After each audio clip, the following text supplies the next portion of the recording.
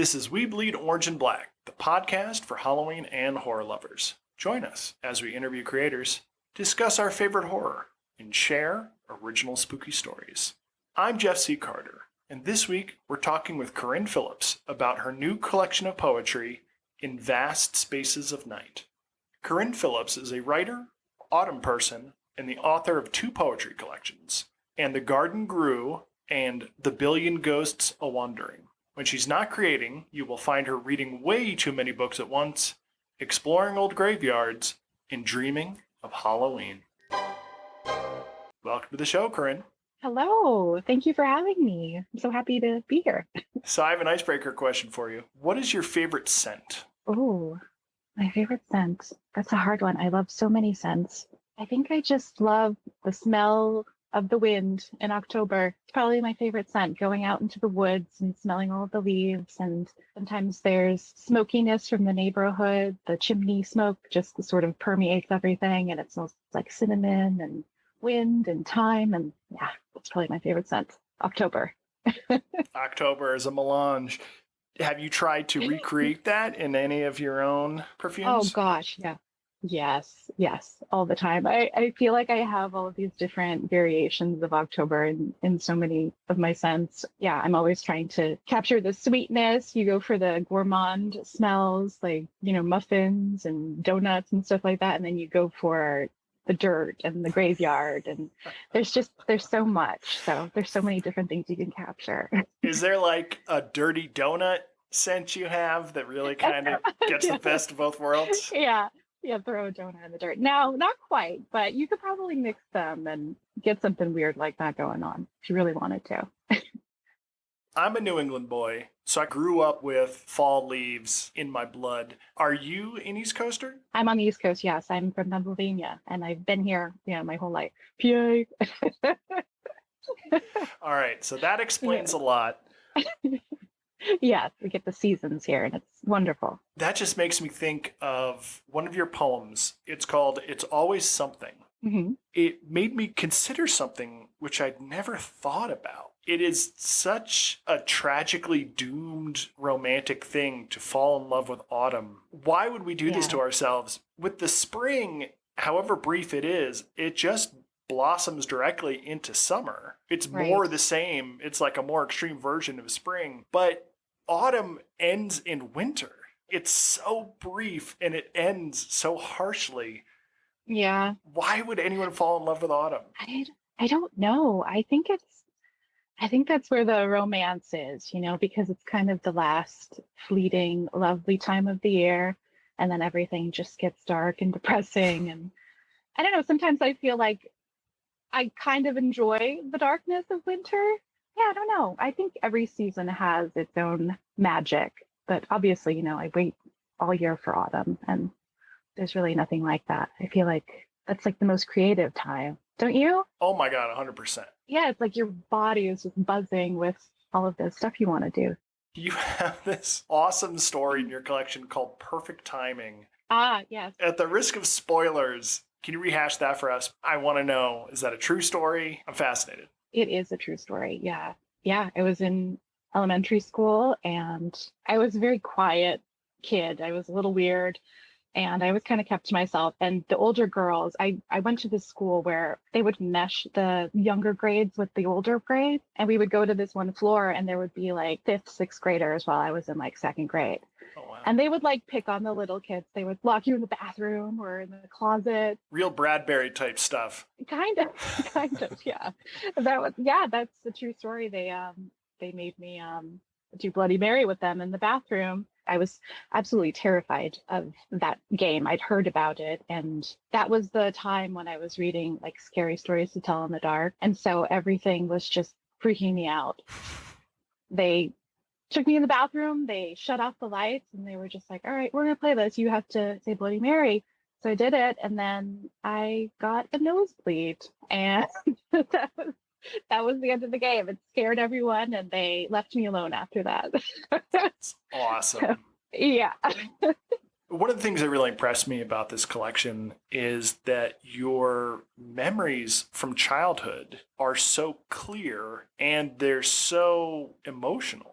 you Yeah. don't just recall the events, you've captured all the associated memories. You are a perfumer, and I've heard that the sense of smell is the most strongly associated with memories and triggers like that.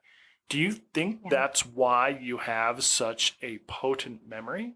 It might be. Everything always blended together for me. When I was a kid, I really do have strong memories of scent, whether it's my grandmother or, something that would be baking in the house, like something that I haven't had in years. I could still sort of smell it. I think maybe your scent could trigger certain memories. I can think of a smell and I could go back and write a story of something that it reminds me of. So, and that's what a lot of my perfumes are. They're just kind of memories that I tried to bottle and relive in some way. That makes me think of poetry. Perfumes are liquid memories, and poems are unscented perfumes. It's really interesting. I always have the three P's, and it's perfume, pumpkins, and poetry for me. Those are the things that just makes me happy, I guess, to be alive and who I am and love where I came from and love all of that stuff that I just sort of keep all of those memories. They all kind of live within each of those things for me. I love that. A good example of your incredible sense of recall is your poem, Cousin Summer, 1997. Yes. This show is going to be a little different than most of the interviews I do because Corrine is a poet and I've been following her online for a really long time. And when I launched We Bleed Orange and Black as a podcast, I knew I wanted to have you on the show to help kick off the month of October. And so for the second half of the show, I'm going to be asking Corrine to read a selection from her collection of poetry. We're going to be following a seasonal transition from summer to fall. Corrine, would you do us the honor of transporting us back to 1997? All right. So this is Cousin Summer, 1997. We watched too much TV and liked pretending to die. One of us would grieve and one of us would lie. Tuberculosis, scarlet fever, some Victorian disease, or the sad and lonely woman who hung herself from a tree. And then the tape recorder, where we shouted words like shit, then giggled after realizing it rhymed with the word tit. So then we put them both together and we laughed so hard we cried. These were the games we played that summer, my favorite cousin and I. Sometimes we put on rollerblades and jumped off the garage roof, or stuck scabs and scars on our faces with dried up Elmer's glue, because at church we learned about lepers and how the communal wine was blood. And when we went to Blockbuster, we rented a movie named Chud. We hunted ghosts in the graveyard, played Barbies all night long, pretended to be the Spice Girls and sang all our favorite songs, laughed loud at toilet humor, fought over posters of Johnny Depp, beat each other in flower beds until one of us caved and wept. We ate popsicles in the rail yard, collected and threw rocks, shared cassette tapes on the Walkman, Wonderwall and Bop, then ran home through the forest before fighting trees could cause delay, then did it all again with gusto the following summer day.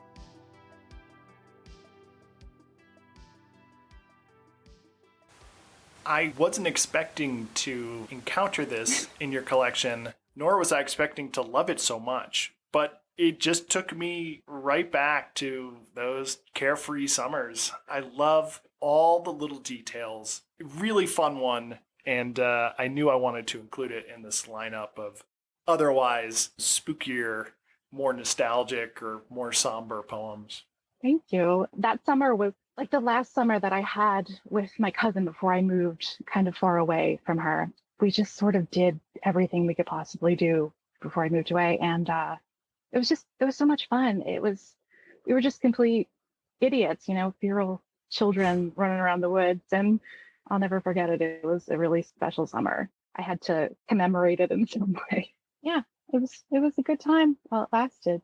Being a kid it's so strange, and I think it's so important to the person that you become. And I think it's really important to hold on to those memories, and I've certainly held on to a lot of them. Thank you. I'm really happy that you like that. poem because it's a little bit of a weird one. It's very personal, and I'm happy you like it. Thank you. I didn't realize that it occupied that same position as autumn. And this is the Yeah. last hurrah. I think everything in life is like that. Nothing lasts forever, so you have to harness it and enjoy as much as you can. I think that leads us quite naturally into your next poem. Can you still see the fireflies? Where have all the fireflies gone? Have the kids sealed them in jars? Have they flown away, beamed back in time to some evergreen childhood yard? Or to 10 years old when we ran through the field outside the old county fair? Distant carousel bulbs and calliope hums while we plucked yellow lights from our hair. I can see them now in the palm of our hands, like small stars that fell to earth, bringing with them a dusting of memories, of goodness, of joy, of mirth. But it's evening now at the kitchen window. I am washing a mug in the sink. I hold my breath and stare at the dark, hoping for just one of those lights to blink.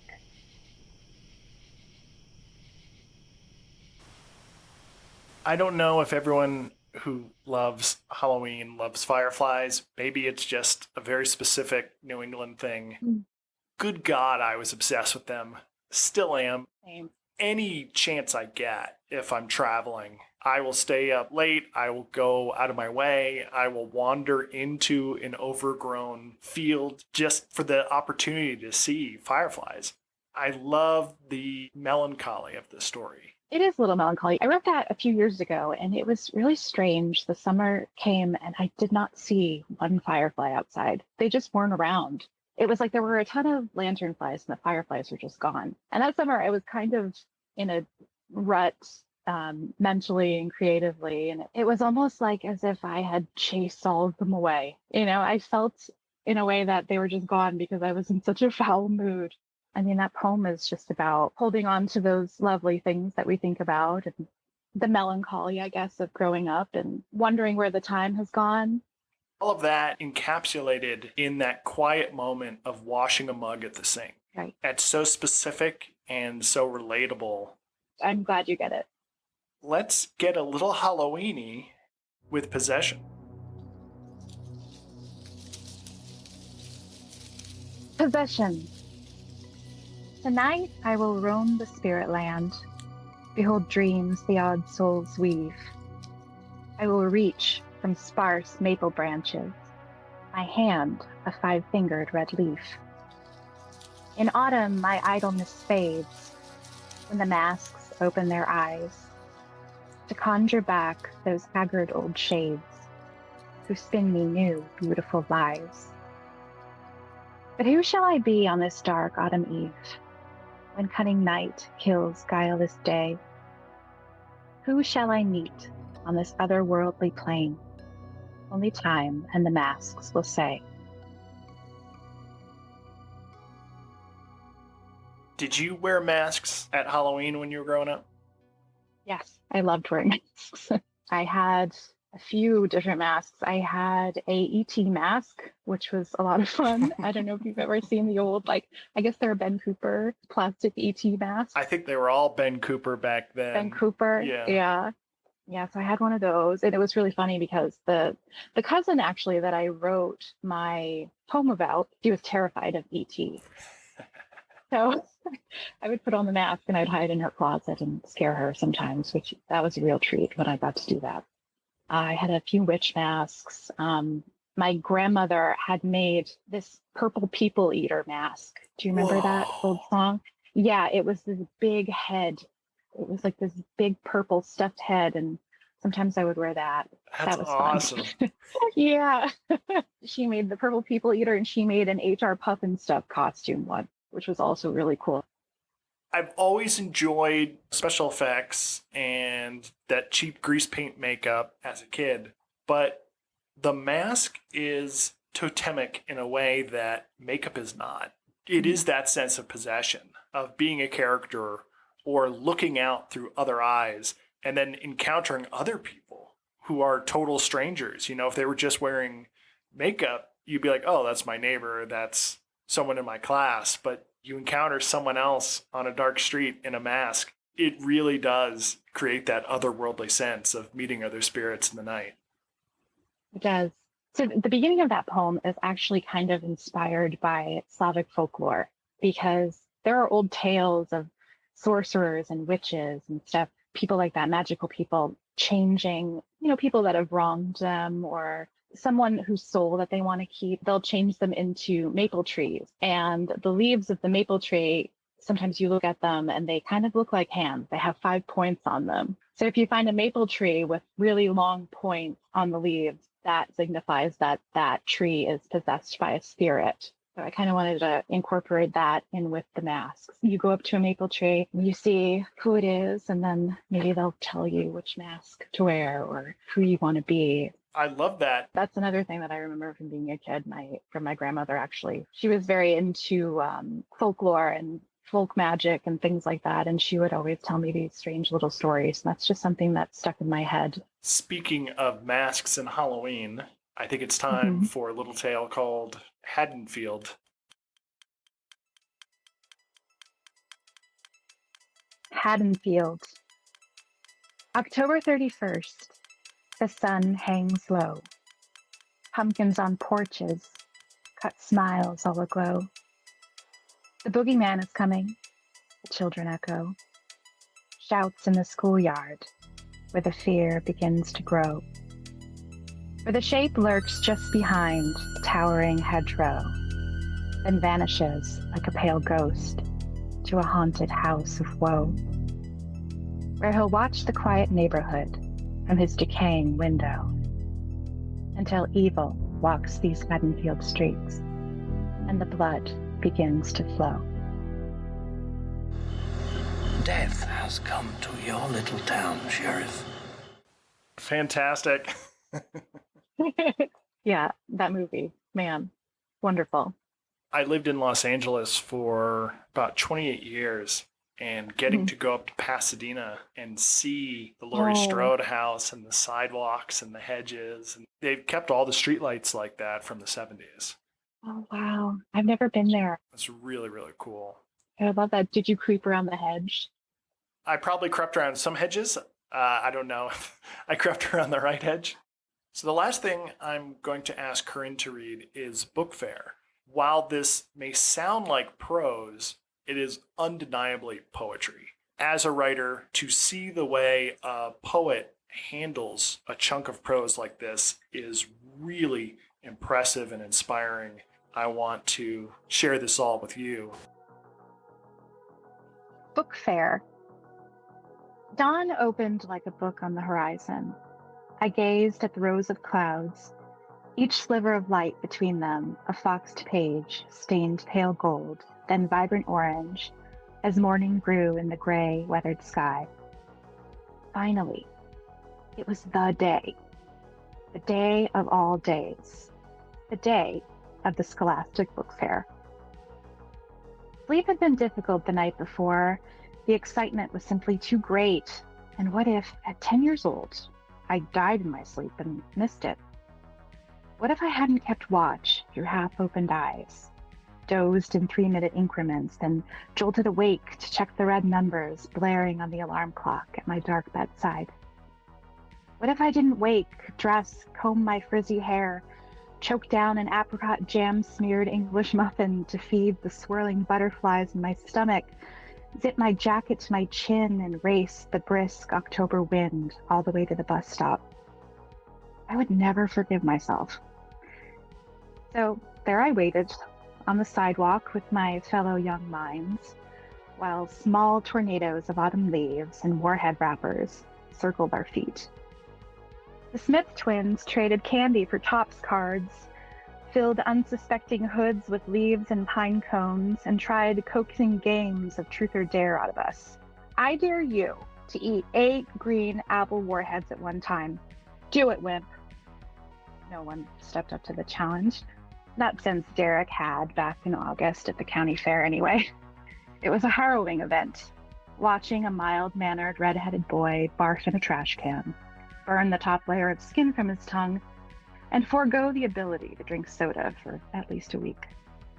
I did my best to ignore the others for the time being and quietly sidled behind the hedge to focus and fantasize about the day ahead. That afternoon, we'd enter the conference room, but it wouldn't be the conference room.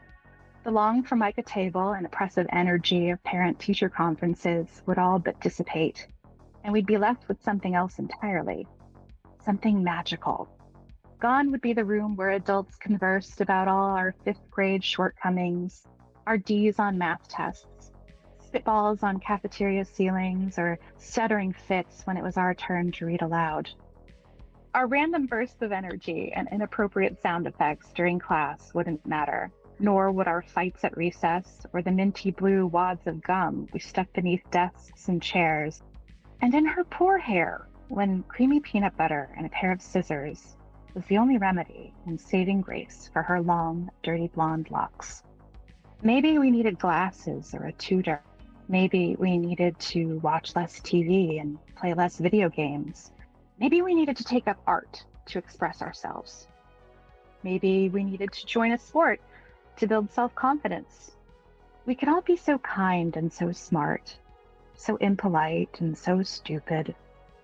We, the bullies, dorks, clowns, nose pickers, fibbers, old souls, all of us some semblance of ruthless, sensitive, defiant, sweet, nervous, loud, meek, and just plain strange. We were waiting to be molded into actual people, waiting to learn how to tell kind lies and make them seem genuine the way adults did in civilized society. And learn we would, and our eyes would dim a bit, and then a bit more. Our wildness and dreaminess would fade, and maybe, eventually, we'd forget very important days like Book Fair Day altogether. But on that day, it was all that mattered. And some of us were just excited to get out of class. The school bus arrived. I chose a seat near the front radio speakers and listened to Sophie B. Hawkins croon on the easy listening station, her harmonic electric organ and angelic guitar strums accompanied by rattles and hisses, sounds of armpit farts, a cacophony of underdeveloped voices that screeched over one another, and the throaty commands, "Sit down," from Carol, our bus driver. Oh, what a symphony, the melodic stylings of an elementary school morning bus ride. I pressed my forehead against the finger-smudged window that felt like cold morning dew and autumn sunshine. Watched the neighborhood and street signs and maple trees slowly go by as we stopped and went on again. The noise and anticipation grew as we inched closer to school. I unzipped my backpack, peeked inside my trapper keeper to see the small white envelope stuffed with $19 bills. I shook my backpack to hear the clang of coins coming from the sandwich bag in the front pocket. I had been saving up for months, begging my mother and grandparents for chores to do. I spent countless minutes searching, looking for change in couch cushions, grocery store parking lots, or my mother's car cup holders. I even managed to save $2 of tooth fairy money. All that time, and my mostly noble efforts, brought the grand total to about $28. And boy, I felt like I was on top of the world, especially since ordering book club books was such a rare treat. I said no, I am not made of money, Corrine. The common phrase uttered by my mother's voice resounded in my head. I stuck my hand in my jacket pocket, and there it was, a sad, unused book order form folded up, an echo from a ghost of what was and what could have been. I unfolded it and looked at the fading pencil marks that circled books I once coveted and really hoped to get that day. There was even some kind of magic contained in those order forms. Troll, Scholastic, it didn't matter which, but you knew when one was coming at the end of the day. The teacher, like a shrewd goddess, ready to bestow her otherworldly gifts upon us, stood at the front of the class, the pile draped over her arm, then carefully separated and given to the first kid in each row. Take one and pass it back. The flimsy stack moved like an assembly line manned by haphazard workers, each small hand creasing, crinkling edges, leaving grubby fingerprint marks in corners. And there we'd have it, a thin pamphlet akin to matte tissue or tracing paper, filled with squares and rectangles, colors and characters, its faint silver sheen dancing beneath the garish fluorescent bulbs of an afternoon classroom. Choose your treasures, kids, then pray your parents can afford them. The bus pulled up to the student drop-off, and I never exited so quickly, never felt that quicksilver spring in my step so fully as I leapt onto the pavement. I ignored my friends, I ignored my bullies. I was the first to the coat room to hang my jacket, first to sit at my desk, sharpen and line up my pencils, open my math book, my least favorite book. I waited with anticipation, ready to pledge allegiance to the flag, ready to learn. And then I learned that our class would be the very last to visit the book fair that day. No matter. The sooner math ended, the sooner science would come, and the sooner I could daydream in the corner during gym class. It wouldn't be so bad. I could be patient. And it turned out to be the longest morning the world had ever known. I tried to distract myself. Imagine the student teacher with his shiny black slicked back hair as Count Dracula, sucking the life out of us with his division and decimals. Every slow motion erasure of chalk in science class bore particles of yellow dust into the air, and just maybe, I imagined, one of those particles was the magic school bus, inhaled into my sinus cavity, en route to the anxious firework and explosion show swirling around in my chest, and enjoying the soft, airy scenery as it traveled through my respiratory tract. I hoped Mrs. Frizzle and the kids are having a good time. In reading class, I drank from the immortal spring during Tuck Everlasting, and I fancied the cascade of orange dodgeballs rocketing toward my body as pumpkins from the Halloween tree in order to make it through gym class and finally to lunch. Lunch! We had to pass the conference room on the way to the lunchroom. I had hoped to catch a glimpse, but the doors were closed, and the only indication of what wonder existed beyond were the muffled laughs and happy voices of all the fortunate kids inside. Ugh, I could hardly stand it. I sulked. I lamented my sorrow and discontent to soothe the lunch lady. I drew stars in my mashed potatoes, picked a scab on my elbow that bled, and led me to a bathroom roll of toilet paper that became my cursed mummy wrappings. And lunch ended. And I shuffled back to class in single file, feeling like the world might end. At recess, my friend Beth and I found a dead praying mantis, so we gave it a funeral. Its coffin, an empty bubble tape container we buried beneath the slide. It felt like the end. I thought I might soon join the mantis, dead, bookless. But then, after social studies, during which I took a small, inconspicuous nap at my desk, it was suddenly 1:44 p.m. The red second hand tick, tick, ticked, practically crawled around the clock. I clasped the envelope in my white-knuckled fist, stuffed my bag of change deep in the pocket of my corduroy pants, clenched my jaw, and watched with wide open eyes, ready to stand and run for the classroom door. 1:45 p.m., first in line. I had to stop myself from blasting through that door. Shattered wood and glass, a rocket with only one mission in mind, to buy the heck out of some books. The walk to the conference room felt like winning an award. I wanted to wave to the invisible crowd applauding my long, arduous journey to the top. Somewhere in the distance, angels sang, commended me for my patience, for saving my tooth fairy money and not wasting it all on candy at the corner store, for sweeping out the garage, for raking leaves, for drying dishes, and working for something I really wanted. Wow, I was an incredible person. Queen of the book fair, perhaps? Of the world. I deserved all good things, and I was made of money. My class turned the corner, and there it was.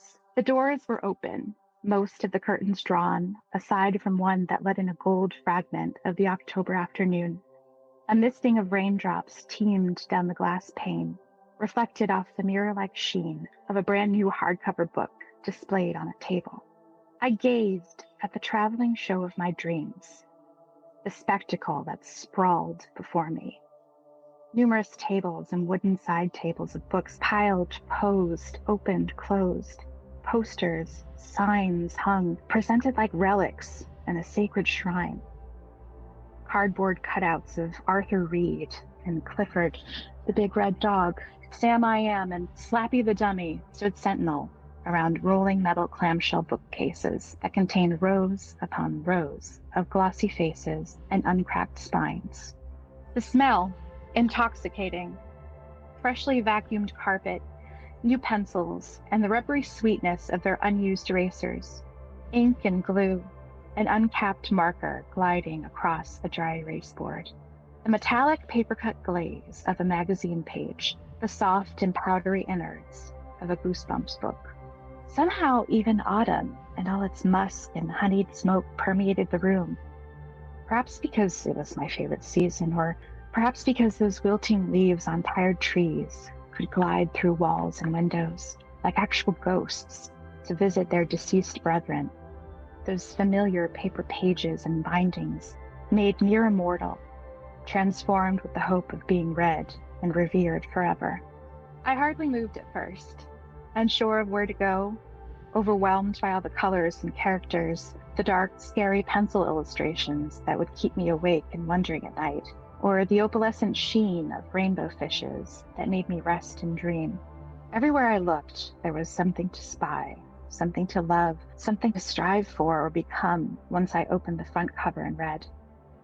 I'd enter new worlds, take unassuming walks down Fear Street or through the foggy alleys of Whitechapel, become best friends with Jeffrey Lionel McGee, swim with giant manta rays, attend babysitters club meetings, squint at grainy photos of the brown lady of Raynham Hall on her staircase, and try to locate Nessie on a map of Lake Loch Ness.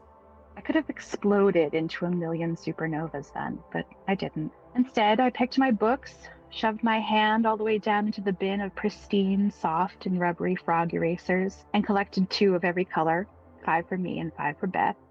I flipped through bookmarks and their braided tails, mulled over posters and pencils and pencil sharpeners shaped like globes and noses and dinosaur heads. I felt the sublime weight and happiness of every trinket and book I held in my hands. Every page waited for my eyes, or a glossy new bookmark when my eyes needed a rest. Every pencil waited to be sharpened, waited to draw comic strips and sketches of palm trees, and write my truest words in my secret diary. Every frog eraser, too cool, too special to waste on all my silly mistakes, would be kept pristine and displayed on my dresser beneath the cat and lighthouse posters I tacked to the wall. Soon enough, the hands of the clock clutched 2:30 p.m., and it was all over. I stood in line with my bounty, counted out my dollars and dimes, and went on my merry way. The adults scurried, cleaned and closed bookcases, wiped down tables, and reorganized the disarray my classmates and I left in our wake. Soon those long tables and overall dismal energy of the room would return, and the books and all the magic they brought would be nothing more than a fond memory. My steps were light, my backpack was heavy, and by the time I boarded the school bus at the end of the day, sunshine had already warmed the window I'd rest my forehead upon. The symphony returned, more lively, more bubblegum and sugar high than the morning, and we drove through town, passing between growing afternoon shadows and falling leaves. We kept our heads down and read our new books, while some of us sent paper airplanes flying, compared our upcoming Halloween costumes, or wished we didn't have to go to school, or home for that matter, ever again. We murmured about life as we knew it, the happy and sad bits, the gossip and tall tales of 5th grade, the funfetti cupcakes Jenny's mom brought in for her birthday, lost cats and absent dads, death by pop rocks, the haunted music room in the school basement. We played Brain Quest, scribbled Mad Libs or gel pen hearts and stars on one another's arms. Each bump and turn made shaky lines and the potential for a swift stab, but it didn't matter. Nothing mattered, because it was still book fair day for a little while. With every stop and every shrieking goodbye, the bus grew emptier, and soon enough I too jumped off and met my neighborhood sidewalk. By then the corner store was open. I could spend my last few precious cents on watermelon Laffy Taffy and take the long way home through the rolling graveyard hills to visit my favorite tree. Any book read beneath it felt unforgettable. It was the kind of tree that seemed almost mythical, a tall, strong oak, like a beacon or antenna that summoned every idea and thought from the four winds and stored them in its trunk. It was the kind of tree that beckoned you to rest, lean in and tell all of your deep secrets and know they were safe and understood. I pressed my back against it, and I was suddenly smarter, calmer, comforted as it read over my shoulder. For years, I'd read beneath that tree, and anywhere else I could for that matter. Every turn of every page left me marveling at hieroglyphics on pyramid walls, or the great reptiles of the Mesozoic era. I solved the mystery of holiday with Batman and wandered through the mists of dreams with the Sandman. The poetry of Shel Silverstein and Walter de la Mare blew like a soft wind into the realms of Keats and Poe, Frost and Dickinson. And then suddenly I was older, confused, traveling on the road with Dean and Sal, buying flowers with Mrs. Dalloway, bleeding out in a swimming pool with the hopelessly hopeful James Gatz, and living to tell the tale. I learned empathy with Lizzie Bennet. I was an insufferable snob with Holden Caulfield. I burned and saved books with Montag and experienced that painful tinge of nostalgic pining for the very first time with Raoul Duke from A Lonely Window in Las Vegas. At that point, my great wave had been the book fair, and in many ways it still is. I am unsure if there is ever a better moment in my time. There is certainly none where I felt so free, so excited, so optimistic than on those magical days in October. And I'm 37 now. My eyes have not quite dimmed, only rested. My dreaminess hasn't faded, only been distracted by reality. I have learned how to lie, deny, but I never cared much for either. The days of 1996 have long since passed, morphed into a strange land I am sometimes uncertain of, but the books remain. All those books, those pages and pages of universal longing and connection, those faithful soldiers and friends standing, guarding my shelves. Some old, tattered and tear-stained, some fresh, unread, waiting. They remind me what it is to be alive and to try my best to enjoy life, even when it isn't so easy. I read them and imagine they must exist so I can breathe, so I can grieve, dream, and feel both sublimely happy and tragically disappointed at the same time. They offer salvation, escape, repose, a voice of reason or a harsh truth, all the while letting me know they are part of me, that each page turned is another moment gone by on my quest to understand myself. Maybe one day I will. Maybe. That evening, my bookshelf greeted each new book with open arms. I tacked my posters to the wall, lined up my frogs, switched on my green and blue lava lamp, and I didn't read a single thing. Instead, I wondered if one day I could write my own book for the book fair, or for someone else's bookshelf. Surely I couldn't. I mean, where would I even find the words, the places, the people? Where would they all come from? The sky darkened at my bedroom window as the sun set over the mountain. Those page-like clouds of morning had changed into horizontal wisps and grimacing faces. In them I found jack-o'-lanterns, moths, trails of ivy all swirling round garden gates, like the ones in my grandparents' yard. Ghosts wandered the streets below, howled out from the vast growing night. All October blew its oak leaves on by. Maybe one day I could write a book. I drifted off and slept straight through the night.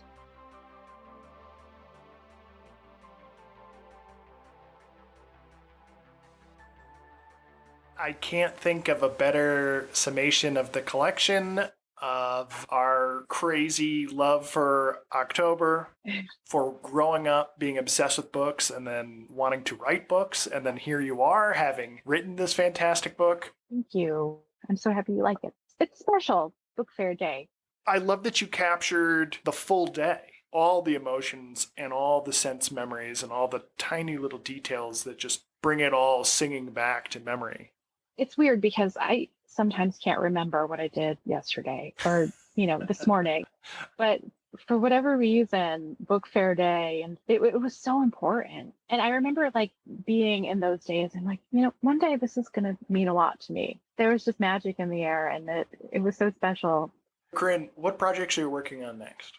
Well, right now I am just finishing up my next book. It's called The October Book, and it's coming out in October. um, this is a book of short stories. There's only a few poems. It's mostly short stories, and they're all kind of set in this fictional town of Haydale, Pennsylvania. So it's inspired by where I grew up and some of the people that I grew up with. It'll be coming out in a few weeks. So I'm excited about that. Congratulations. Thank you. Where can we find you online? You can find me on Instagram. That's pretty much the only thing I use at Obscura Hortus. It's spelled OBSCURA _ Hortus, HORTUS. All of my links are in my bio on Instagram. Corrine, thank you for finally coming on the show and elevating it with your poetry. Thank you for inviting me. It was a lot of fun. Thank you for listening to my little stories. I really appreciate it. Well, let me be the first to wish you a very happy Halloween. Happy Halloween to you. I hope it's the best. Please subscribe and follow. Links are in the show notes. You can find me at jeffccarter.com and hit the link to pick up my collection, We Bleed Orange and Black, 31 fun-sized tales for Halloween. Until next time, stay spooktacular.